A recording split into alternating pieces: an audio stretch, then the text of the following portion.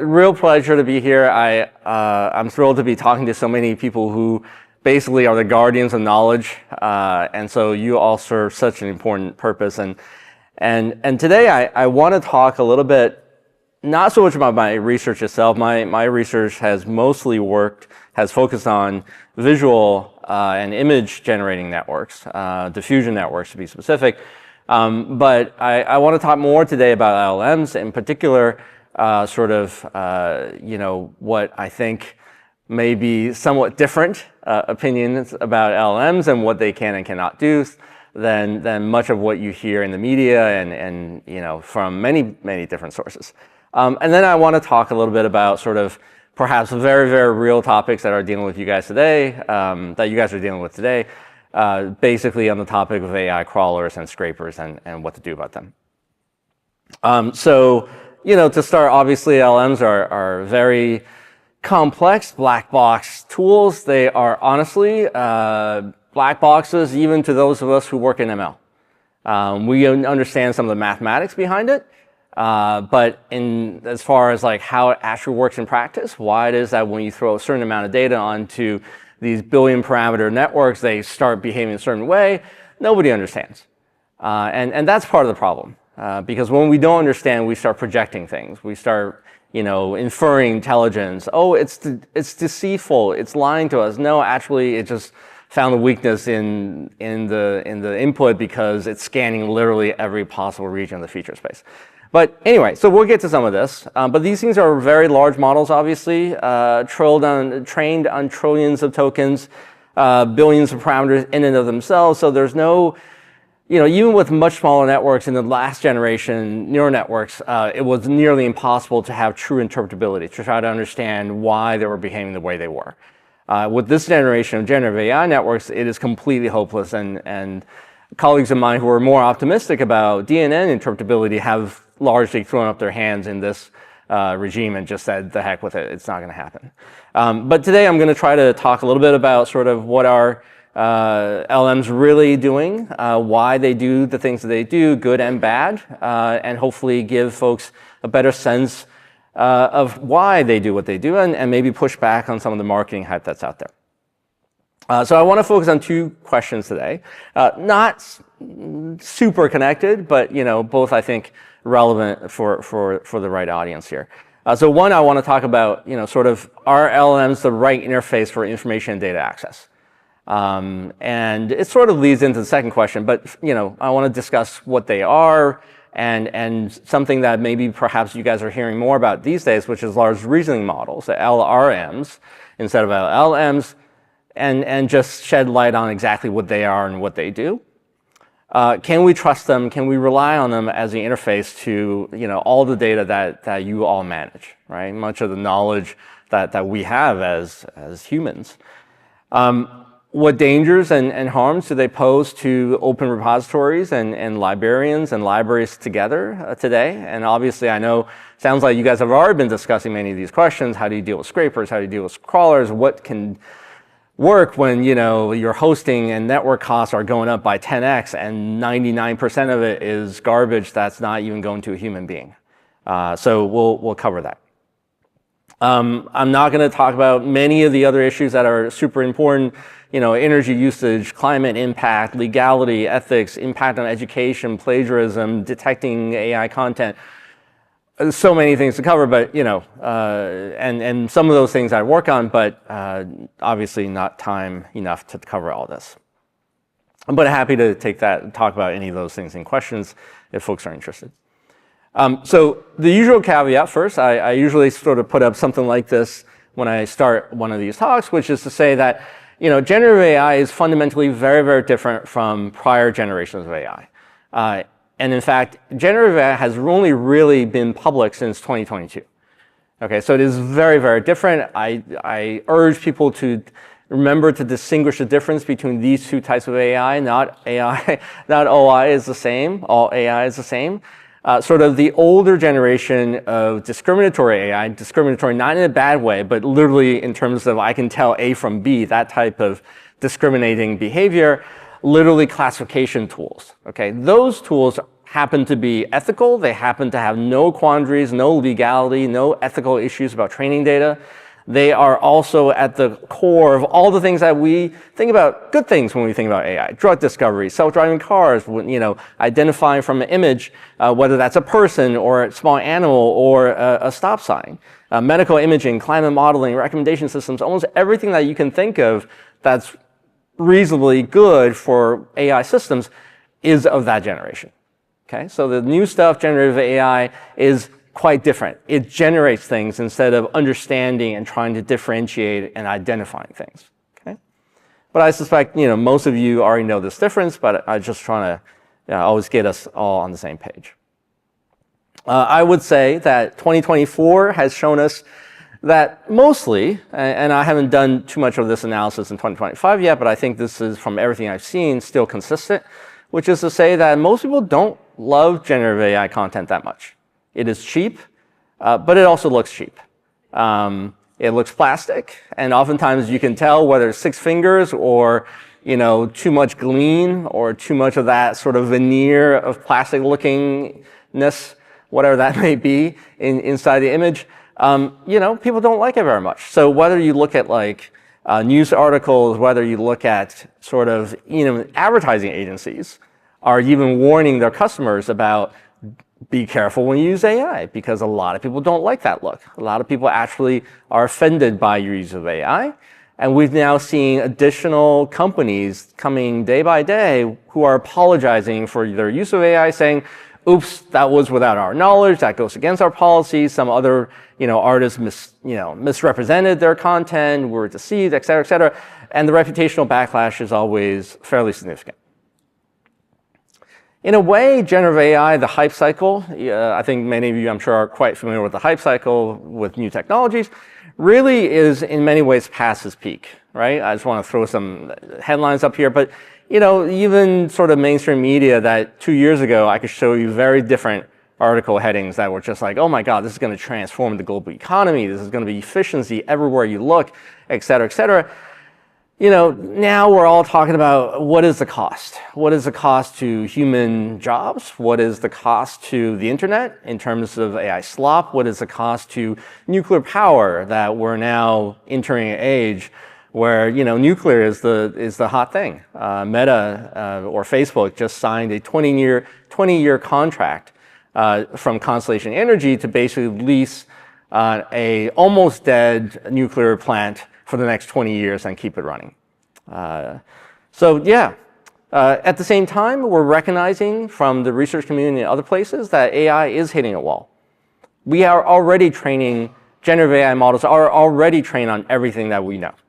The only thing that's left is things that are being generated in real time by people on social media sites, on what used to be called Twitter, on Reddit, on Pinterest, those kind of things. And that's not that much content.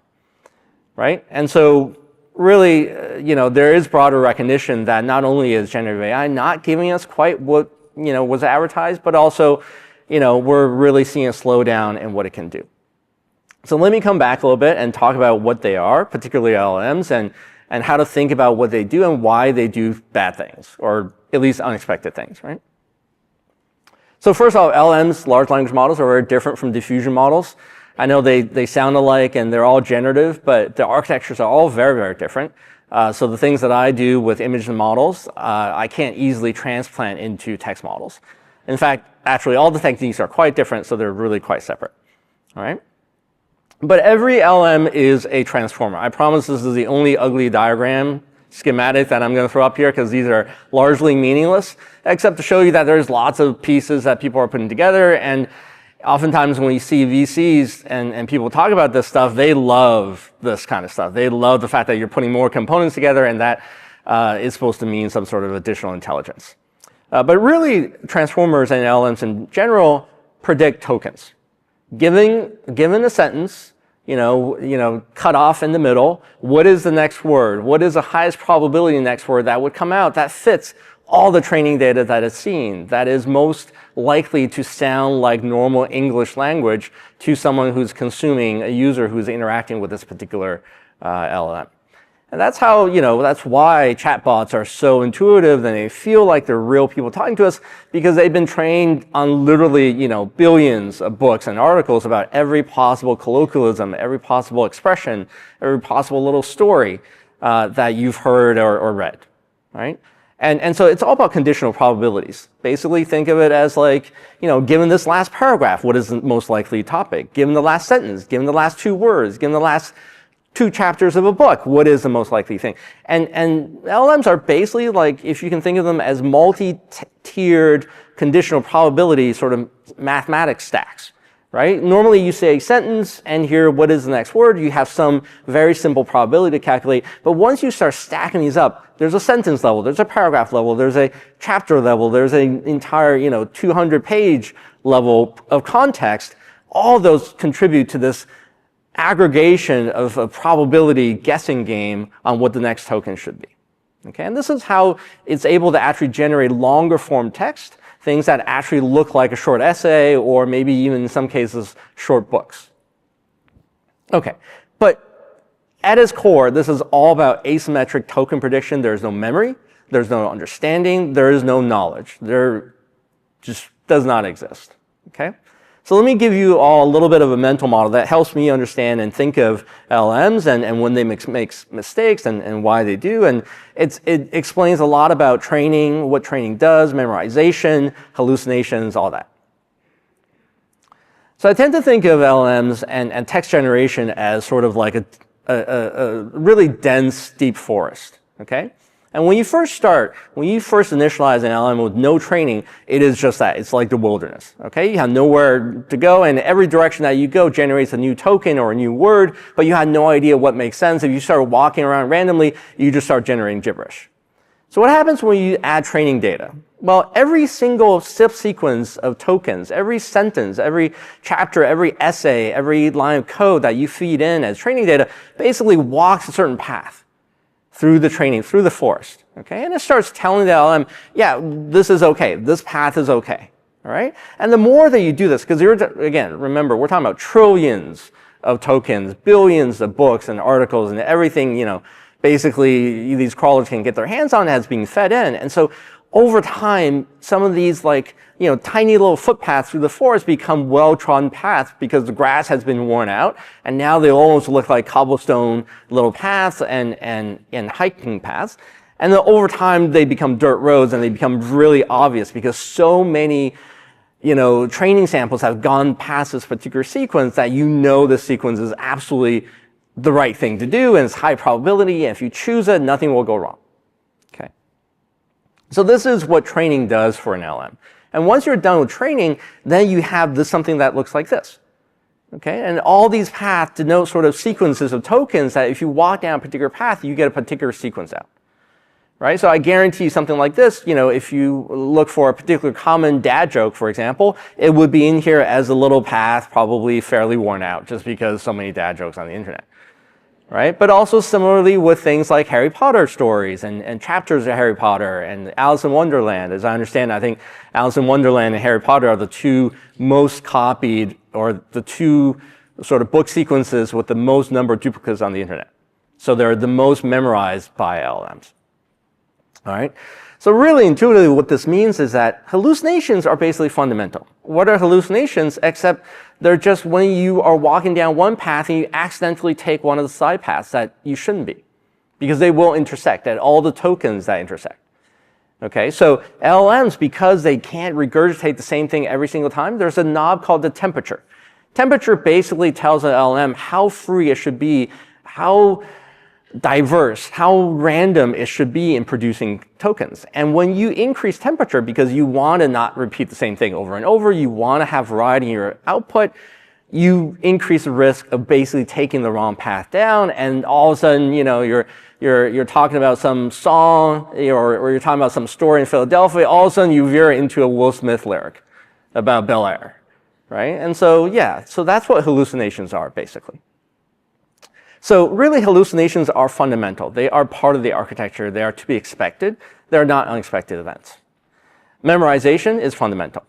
The more copies you have of some content, that path gets much more worn out, particularly if it's unique. If it's a unique sequence, for example, a song lyric, what that means is that there are no sub-branches off that path. Once you get on that path, you start with, the first line of Bel Air, like, there's nothing really that matches it that veers off in a different direction. You just start walking down that path and you regurgitate the entire song. This is why LLMs do regurgitation and so on and so forth. So what you see today with LLMs today largely is kind of okay because there's a ton of pre and post inference queries and filters that are applied by these companies. Every time you ask about a known copyright book, it'll filter it, it'll identify, it'll just say, no, sorry, we can't do that. So that query never even hits the model. After it hits the model, when queries do get through the model and the outputs come back, the outputs are again checked against content to make sure that they're okay for you to consume, that it doesn't violate copyright, that it doesn't say bad things, that it doesn't, all the things that you expect. And so what we actually experience is highly filtered, and that's why it looks like it's behaving okay, but really the models themselves are, not nearly as great as they look. All right, so reasoning is a term that is used to describe multi-step inference. In other words, if LM does give you one thing at a time, reasoning does more than that. And I'll talk about that in a little bit. So very quickly, I think you all probably have already experienced this firsthand, so I don't really need to say this too much. But things like the fact that it's asymmetric means that you can't go from A to B and then B to A. There is no such thing. They're not equal. There's no equality in LLMs. So the old joke on the internet, on Twitter, used to be that if you ask an LLM who Tom Cruise's mother is, it will know the answer right away. If you flip it around and say, who is, I believe her name is Michelle, if I remember, because I've given this example so many times. But if you say, who is Michelle, her full name, it'll get confused and have like no idea. Or it'll give a completely wrong answer. Okay? And the reason behind that is because there are so many more articles that talk about Tom Cruise and then lead to his mother than vice versa. That asymmetry just shows up in the training. Okay? The other challenge with LLMs is that it depends on the training data. And the problem is that when you are training on everything on the internet, you can't, by definition, curate it. You don't know what's garbage. You don't know what's a joke. You don't know what's a complete prank. And you take it in and you think it's legit, and that changes how the LLMs think about the world. I'll give an example in a second. Right? And the other thing that's quite relevant, I think, to this audience is that LLMs are basically trained on everything under the sun already.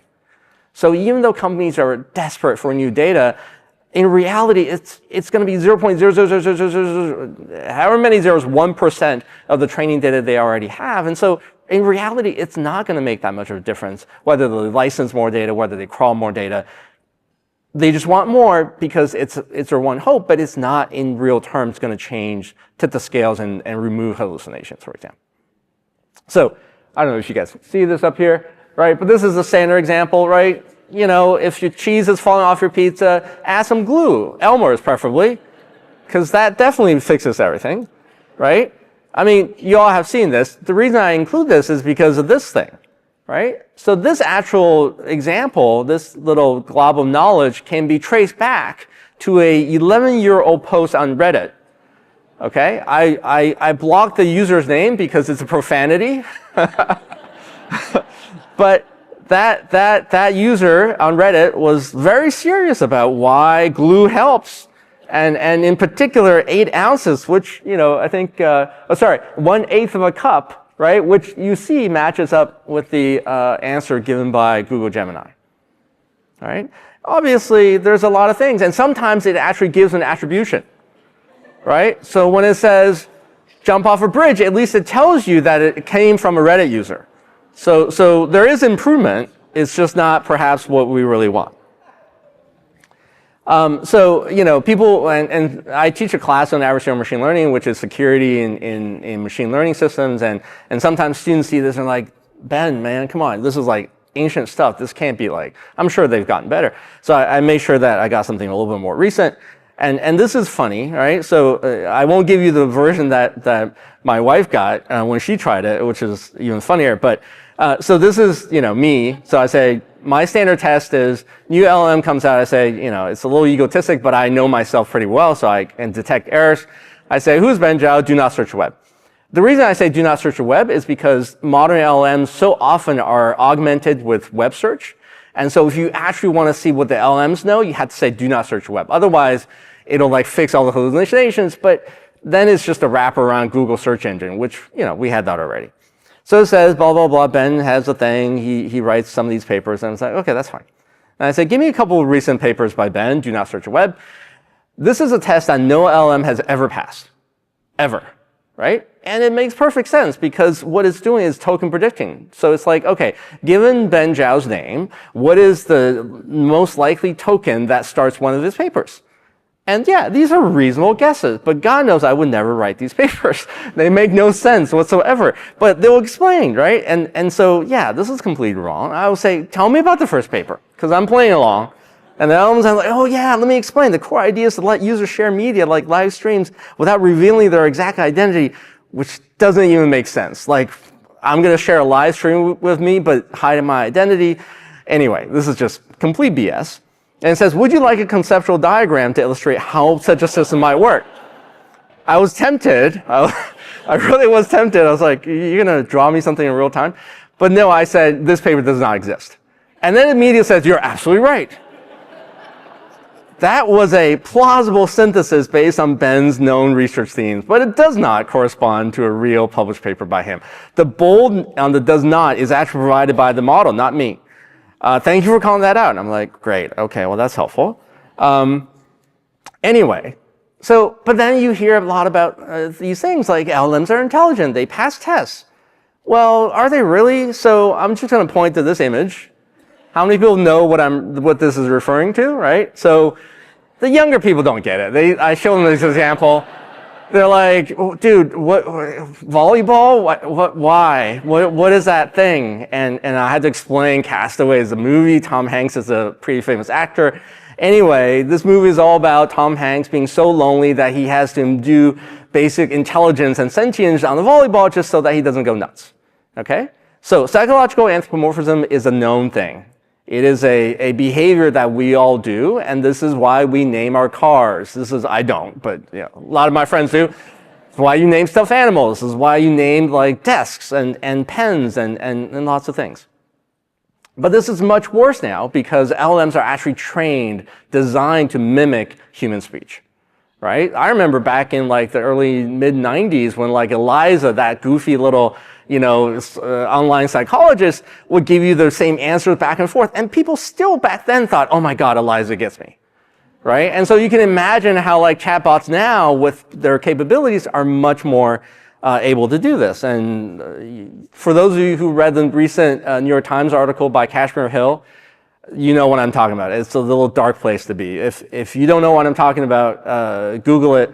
It just came out a couple days ago. Cash is a great friend, and she writes these very thoughtful stories, and this one is a little bit dark.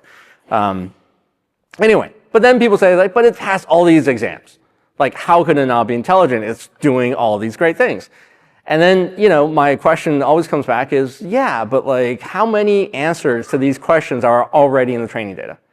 And in fact, I've asked this of a number of, AI researchers from all these big tech companies when they visit us, when they give a talk, we're chatting in my office, et cetera. I ask this question, and generally speaking, nobody has a answer.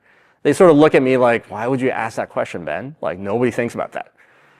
And in the sort of commercial AI tech space, I would say this is well known, but is rarely acknowledged. There's a recent paper out of Apple Research that talks about this and talks about this is impacting all the things that we do as far as AI benchmarks, but it's one of the few papers that actually discusses this in public. All right, so let me talk about reasoning models, which is quite interesting because this is the latest thing that, has been for the last few months, and reasoning is, this is like true thinking, right? In fact, it's in the name of the model, Claude 3.7-thinking. So it must be thinking. And the nice thing about this is that when NVIDIA CEO Jensen Huang, he's a very smart guy, and when he's talking about a keynote at GTC, he's very excited because he's like, well, look, these things are going to take 100x more compute than LLM queries, right? So you all need the next generation GPUs, and that's great for NVIDIA. But really, reasoning represents two things. It represents chain of thought processing, which I'll talk about in a second, proposed by Google DeepMind in 2022, and it relies on this thing called self-verification, proposed by some Chinese researchers at a paper at EMNLP 2023. Let me talk about what they are so you all can understand what reasoning really means. Chain of thought reasoning basically does this. It takes a complex problem and it asks the LLM to basically break it down, decompose it into sub-problems, okay? And then solve each one in turn. That is reasoning, okay? So the idea is that if you break problems down into smaller sub-problems, then you're going to be less likely to make errors on smaller tasks that are simpler, okay? And then when you put them together, then hopefully you get a better answer. And that's reasonable, right? So if you look at, sorry, maybe that's not quite readable, but if you ask for sort of intermediate steps, it has a greater chance of getting things right. Verification is even simpler. Verification is the idea to ask LLM to verify its own result, self-verification. So you take the same query, you write it in different ways, and you send them all to the LLM, hoping that LLM will give you different answers. And then you take all the output, and then you give it back to the LLM and say, given these answers, tell me which one is more likely to be the right one. Okay? And so the idea is that if you make randomized errors, then hopefully you'll make randomized errors less, and then you'll sort of take the most common answer. It's almost like majority voting when you're taking, exam answers that you're not sure of. Okay? Poll your classmates. Maybe, wisdom of the crowd or that will solve the problem. So take a query, generate, number of different variants of the query. You send it all to the LLM. You get a bunch of different answers. And then you send it all back to the LLM again and say, choose one of these as the most likely version. And then it will say, yeah, I think A3 is probably the best one. So then we think, well, does this really solve the problem? Because boy, does it sound like this is the answer, right? They think they are doing all this. I've been watching some YouTube videos from some of these companies and VCs, and I'm still trying to recover. But a lot of this is really like, they don't talk about technical things. They're like, look, it's thinking. It's thinking really, really hard. Okay, this is why it takes longer. This is why, the prompt says, I'm thinking, give me a second, all these things. So I did this thing accidentally on Monday night. I was doing a different talk, and a friend of mine asked me this technical question. They said, hey, I'm trying to, retrieve some data, and somebody says, I can just give the 65 terabytes of data, which is a lot of data, on Amazon, and just give it to me. Would that be easier than shipping on hard drives? And I said, no, that's not great, because storage is cheap, but when you download things from Amazon, it's going to cost you a lot of money. But also, I'm thinking that'll take a long time, right? Because I used to do networking for over a decade. And so how long did it take? So I'm trying to give her an answer. So I go on Google and I made the mistake of asking Google, how long did it take? I actually was trying to just do a normal search thing, but Google Gemini jumps in and says, oh, I'm intelligent. I'm going to tell you the answer. So this is the first answer I got. Okay. How long would it take to transfer 65 terabytes out of Amazon S3? Okay. And it says, here's a breakdown by different scenarios. The first one, which I think is fine, 1 gigabit internet connection takes you, assuming 80% utilization, which is pretty reasonable. You can't get too high of utilization. It will take 23 days. I'm like, 23 days is a long time. I don't think it takes that long. I mean, I'm just in my head, I'm like, ballpark, it should be a little bit less than that. That seems nuts. Okay. I asked it again. Literally, I forget the prompt. I didn't include the prompt, my mistake. The prompt is very similar. I basically said, I simplified it. I removed Amazon. I said, how long does it take to transfer 65 terabytes off of a over 1 gigabit link? And it's 15 hours. I was like, that is, one, is completely different, and two, that seems too short. It should take longer than that. But at least it gave me a chain of thought. It gave me a bunch of, sort of steps in between, did the math for me. I'm like, okay, I don't know. I still don't trust it. Maybe I should try again. So I do it again, and I get a third different answer. And this is when I'm just like, why? Okay, so then it gives me this long counter answer, and it says it's slightly over 8 days. This is actually closer to my own sort of mental guesstimate. And I'm like, ugh. So I give up. I get a calculator. I start writing everything down on paper, and I crunch the numbers, and it turns out this is the right answer. Okay? And I go back. I'm like, how did the other ones get so far off? And so I look at the first one. I can't debug it because all it does is says 23 days. I have no idea where I screwed up. No idea. It's just wrong. But I know it's wrong. Okay? So not much I can do about it. I go to the second one. 15 hours. At least this one shows me math. So I'm like, there must be some error in here because I can't possibly, obviously I trust my own numbers a little bit more. So I run through like the whole process and I find not one, but 2 errors. Turns out one of the errors doesn't impact the result because it's, so let me show you. So the most important error is that 545,000 divided by 3,600 seconds in an hour is not 15 hours. It's 151 hours, only off by a decimal point. So in fairness, my 10-year-old sometimes does the same thing. There's a separate error, which is 65 times 1024 times 1024 is not 68,157,440. Everything is similar except the last 3 digits are wrong, but those 3 digits don't matter too much in this instance. So it actually doesn't impact the result. The first error is what causes the problem. And if you compute the fact that 151 hours, in this version of the question, I didn't ask for 80% utilization, you divide it by 0.8, you get roughly about 8 days. It's still a little bit off. I'm not sure where the remainder error is coming from. I stopped caring at this point. So the moral of the story is that you can't build a reliable tool using broken parts. And large reasoning models are basically using LLMs to build bigger LLMs. And this is, I hate to say it, this is part of the problem with a lot of the work in the LLM space today. When you start with something that breaks, and it breaks indeterminately and unpredictably for some amount of time that you cannot detect reliably, it is very difficult to build a reliable tool out of that. Okay? Reasoning, COT, self-verification, all these use LLMs as a building block to build bigger models. And, it's like using an occasionally broken calculator to check its own work. You just don't know when it's going to break in verification or in generation. I will say that moving forward, one of the things that is much more reliable is RAG, which is retrieval-augmented generation, basically augmenting LLM output with databases or, real-time web search. The problem is we already had this, right? And so my personal expectation is that at some point, maybe a few years in the future, LLMs are basically becoming human speech wrappers around a database or around a search engine that we already have. And if that's the case, I'm sort of okay with that. All right? I get this sometimes, as you might imagine, right? I speak to a lot of, whether it's my colleagues or students, or people are just like, dude, you're just a hater, man. Like, you're such a pessimist. Everything is dark to you. The world sucks. I'm like, no, I actually was a pretty happy guy before all this stuff came along.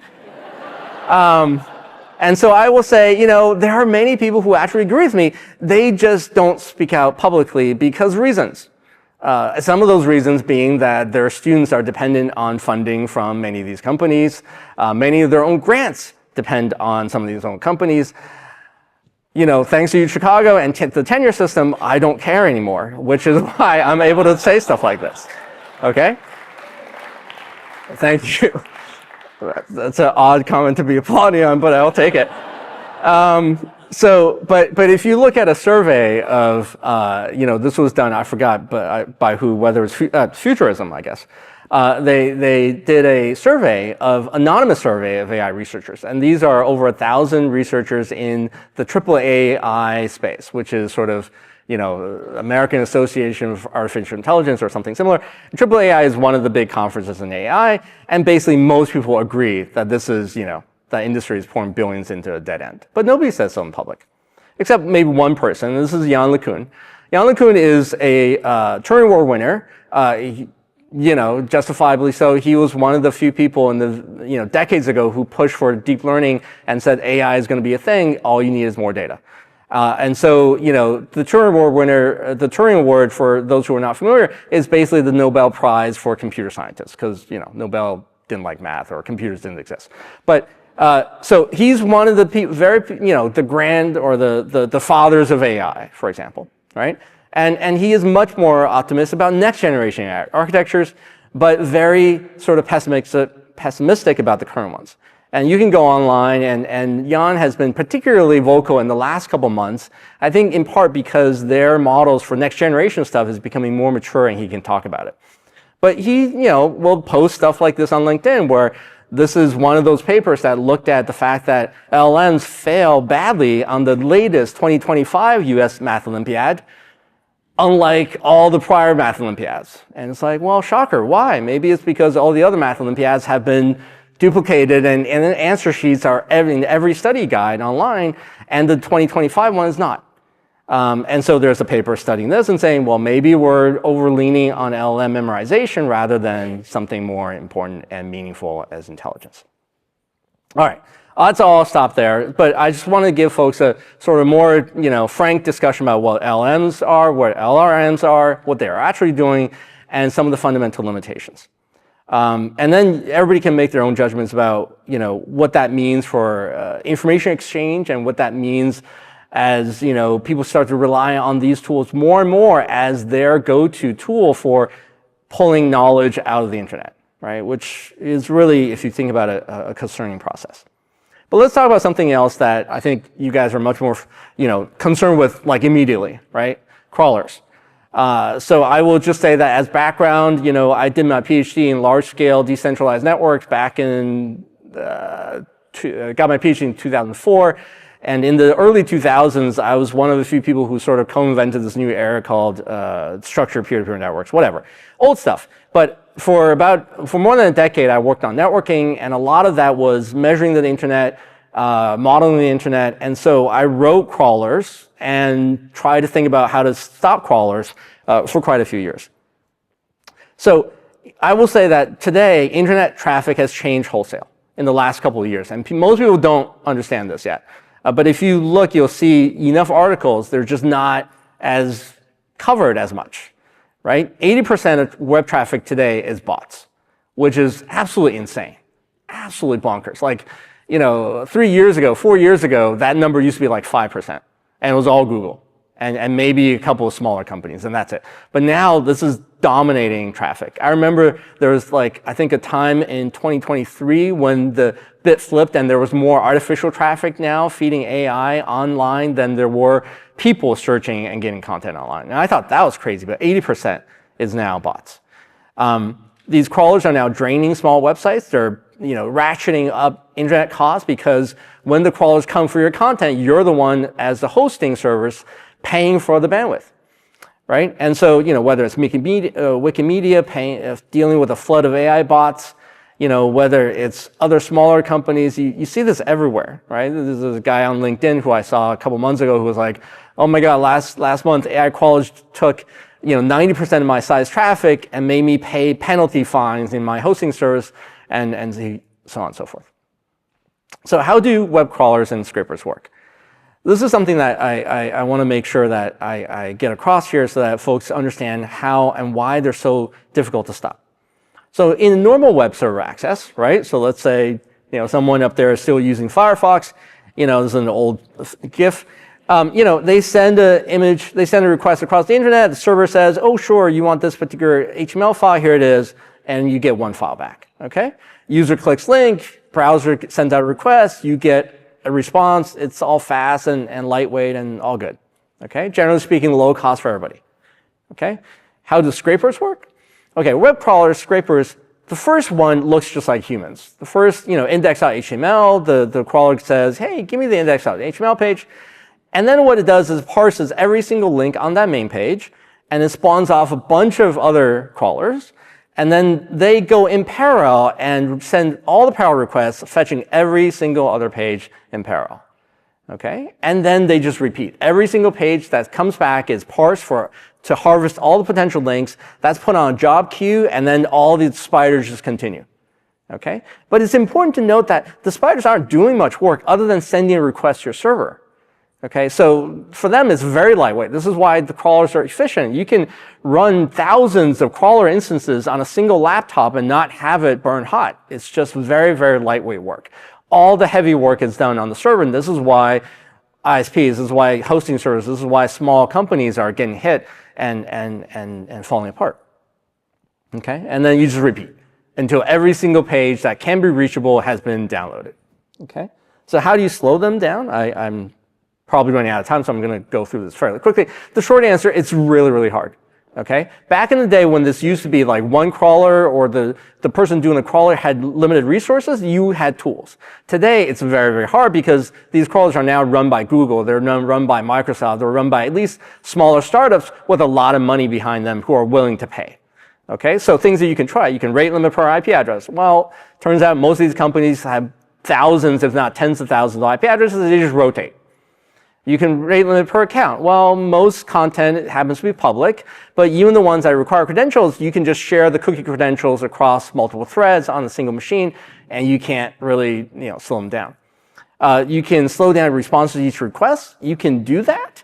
It actually obviously slows down responses to users quite a bit, so legitimate human users are getting hit. But crawlers actually don't care because they're not actively waiting on you. They just send out more requests in the meantime. It's like I can put one job in the queue, and then if you're taking longer, that's fine. I will generate 5,000 other jobs at the same time while I wait for your answer. When you come back to me, actually doesn't matter. You can block them using captchas.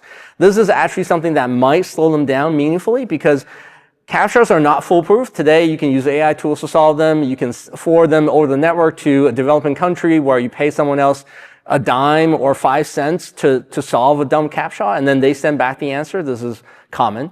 But at the very least, it will sort of increase the cost a little bit for crawlers.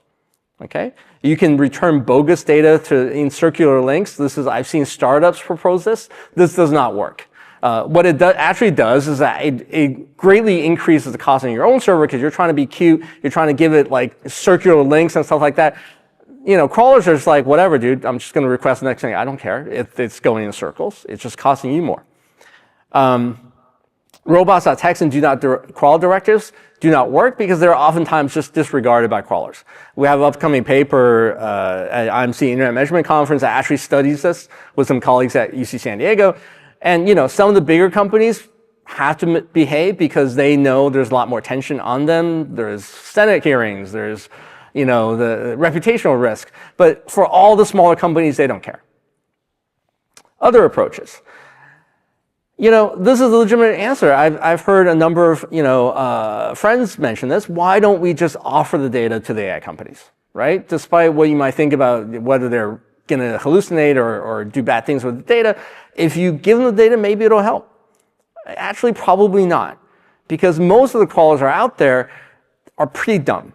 And they're not going to run down a list of IP addresses and say, oh, this is the Chicago library. They've been nice to us. We have all their data. Let's not bother crawling them. No, actually crawling to them is really, really lightweight, so they don't care. They will come and hit your website anyway, even if they have a full copy of your data sitting nicely on a hard drive or a USB key. In fact, it costs them more to maintain and skip list than for them to just crawl everything. So unfortunately, I don't think that's going to stop them. And to be honest, most of the traffic has come from smaller companies anyway, who perhaps you've never heard of from countries that you're less familiar with. And so they certainly are not going to care. There's one thing that you can do by breaking coordination between crawlers so that they can't share links that can slow them down.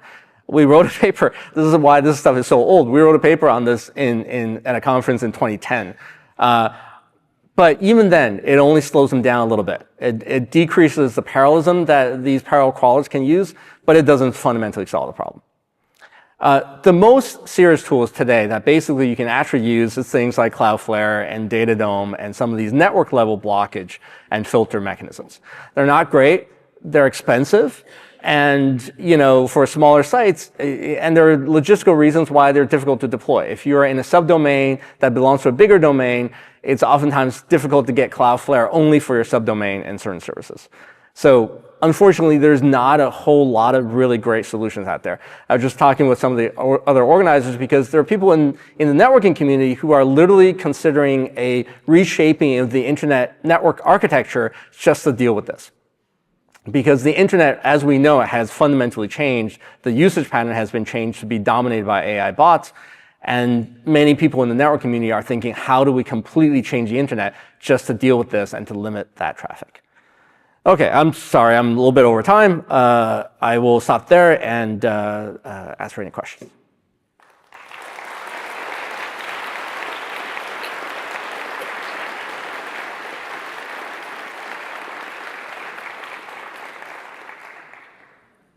Please. Yeah.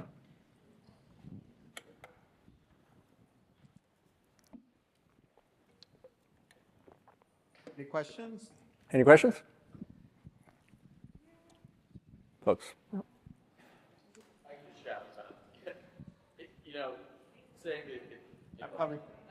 I think they want it for the recording, so yeah. You pointed out that there's a lot of skepticism privately, even among those in the AI industry, that this is going to hit a dead end. Do you feel that that's going to happen, and does that offer hope for us that are being crawled and scraped? I think it's already hit a dead end. I think if you look at what the sort of quote-unquote innovation now is, it's not getting better or more accurate models. It is about pushing models sort of breadth-wise into more different applications, right? So that's where much of the work is now focusing.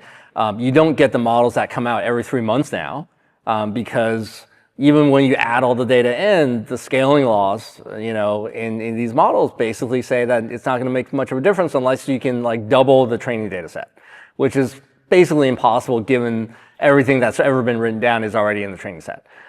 So yeah, I think it's already hit a wall. I think people are being very creative and trying to overcome some of these things. LRMs are basically like having a model check itself so that, in hopes of reducing randomized errors.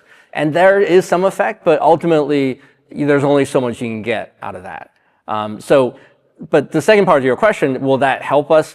I'm not sure. I think there are enough companies who still believe in the hype, who want their own LLMs, that they will still justify all this web crawling and all this traffic and all the costs that you guys are all paying. And so that, unfortunately, will take longer to dissipate. Hi. Hi. I was wondering, sort of maybe following on from what you were just saying there about pushing AI broader. We've seen a number of talks over the conference of people putting AI searches into their repositories. And I've been kind of thinking, oh, we're going to have to do this because people are going to expect it. I mean, is that the right attitude to take? Should we be doing it anyway because everybody's doing it? Or should we be taking a more pessimistic approach and saying, no, it'll all go away or it'll change for the better in the future? I think there's something, sort of a third option, right? What you're talking about, this idea that everybody else is doing it, you might as well. It's almost like a mantra in the AI world, right? It's inevitable. Just take it. And maybe I'm a minority, but I don't think anything is inevitable. Particularly, it's stuff that we're building and using. And so, if Terminator comes out of nowhere, maybe I'm inevitably dead. But until that moment happens, I can choose not to build Terminator. That's just goofy, right? Those are sci-fi movies for a reason. So I don't believe in inevitability. And I've been teaching my students not to believe in inevitability, that they don't have agency or power over how technology is designed or deployed. And so, yeah, no, I think we have power. I think people can basically say, yeah, no, this is not how we're going to teach our class. This is not going to how we're going to accept that LLMs are everywhere, therefore, by all means, write your essays using LLMs, and I'll take it. No, I just refuse. So that's another option. And maybe it makes you less cool and less chic, and there'll be less people coming because they think the other thing is slicker and cooler. Well, okay, less traffic. That's probably a good thing. In some ways, I'm joking. I'm being facetious. But I do think that, saying no is a perfectly valid option. And I do think that, at least my personal opinion, that given a couple more years, I think the tide will turn and people will understand all the limitations, and the majority of people will think perhaps like me, but who knows? I could be deluding myself. One thing I've always wondered is the interaction between human languages and the LLMs. So if I run a query in English, am I getting results from English training data or Chinese training data? Or if I run a query in Croatian, is my training set much, much smaller? Yes. Your training set is much, much smaller. In general, training data does not sort of map particularly well. There is some mapping. Once you train a particular feature space based on initial tokens, assuming that the same concepts map out to a different language, then the structure of the feature space will be something similar. And if you have a translation mechanism that's built in by a sort of language comparator, then some of that feature space can be usable. And that's how some of these other LMs in other languages are being bootstrapped. because they're not getting trillions of tokens in their own language. Oftentimes, they're bootstrapping off the main feature space.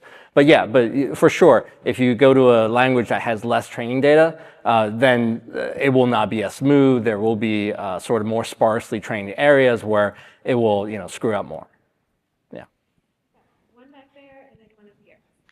Yeah, so I was wondering if you can say a little bit about what you see as the proper role for AI and LLMs particularly in the coding space, in the space of, this is a community that is constantly starved of resources to develop code, and we have a ton of legacy code. What do you see as the potential there? Right. So I just want to point out that, before generative AI came along, there was things like GitHub, there was Stack Overflow. You could literally go on and you can do a search in Stack Overflow and most likely get snippets of code that do exactly what you're trying to do, right? So that process is more or less being automated in a way by things like, Copilot, except when you do it from the line level up, it's actually a lot more prone to mistakes, right? I would actually think that a sort of human language wrapper around a code library would be far more effective at finding things that actually solve your problem without bugs, because then you're at least using snippets of code that is well tested and known to be bug free. Perhaps not exactly in the purpose that you designed for, but at least you would see that discrepancy. So, I think you should try it. I know that I've seen, students try to use these kind of tools. I taught a class on system programming in the fall where, being the masochist I was, I introduced an assignment that basically asked them to implement a LZW compressor, which is literally equivalent to the sort of compress command in your Linux box. And it's fairly complex protocol. You had to compress everything perfectly and regenerate the original using your decompress tool. And at the end of the quarter, I had a no AI policy. At the end of the quarter, I had a student come up to me in my office hours, basically say, Professor, I'm so sorry. I did violate your policy. I tried to use LLM to generate this code. And that's the reason why I failed the assignment 2.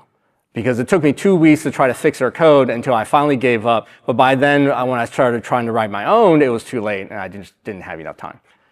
So I do think that they're fundamentally limited. You can imagine, at least based on my beliefs of how they work and their limitations, code is not something that is nearly amenable to sort of phrasing and token prediction as some of the other things. So once you go beyond well-written code that everyone has written, so many duplicate copies where it can regurgitate how to implement a linked list perfectly, once you go beyond those kind of standard examples, the bugs are frequent. And worse than that, they are very, very difficult to detect. Sometimes you get a ginormous thing of code and you have no idea where the bug is because you can't even understand the code in the first place. So that's one of the challenges. So I would say try it, see if it's able to retrieve things that you're looking for. Maybe people have already implemented it. If so, then great. Otherwise, it might be a challenge. We're going to do one last question up front and then move on with the program. So, yes. Oh, go ahead. Sorry. I've been wondering if there's some way to get the word out that if you're going to write a parasite, write a successful parasite that doesn't make its host determined to kill it. Yeah. I mean, I don't know. I think we got enough of those messages in all the movies that we've seen, and yet somehow people are not interpreting those as warnings or interpreting those as guidebooks. And that's perhaps a failing of maybe the VC infrastructure or the world we live in. But yeah, I think the value system is a little bit off. It's much more about how much VC funding can you get in the next couple of years, and not so much about what is this product actually going to be able to do technically, actually beneath the covers. So yeah, I hear you, but unfortunately or fortunately, I'm not in that world. Funding's a nice segue to my question. Like other libraries, we are sometimes approached by tech companies. Although we recently had one in who said, you have all these books, they are fact-checked. And I'm like, well, we have all these books and they're not all fact-checked. And turns out they thought we were the University of Chicago Press. But that's another story. But they do come to us and some of them play nice and say, well, if you give us some data, we'll pay you. Do you think we should just take the money? I remember when Reddit first did this. and Reddit signed a licensing deal with, I think, OpenAI or Microsoft for like, I don't know, 50 million a year or something like that. And everybody thought it was ridiculous. Not the fact that they did it, but the fact that it was so low. Because these companies are desperate for content. So I would say, you know, if you're gonna take the money, then make sure you get a good chunk of it. You know, make sure you get your money's worth, because this is literally the one thing that they need, even though it won't necessarily solve their problems, but they really want it. So might as well get something, you know, get as much as we can out of it. You know, personally, I would say no, but again, I think in realistic terms, and given the financial, you know, situations that all universities and certainly libraries are in, I can absolutely see an argument for you know, accepting that type of proposition. I would just say milk them for all they're worth, because they have billions. And there's absolutely no reason why, you know, they shouldn't donate a lot of that for a great purpose like a library. So. Can we thank Ben for his... Thank you.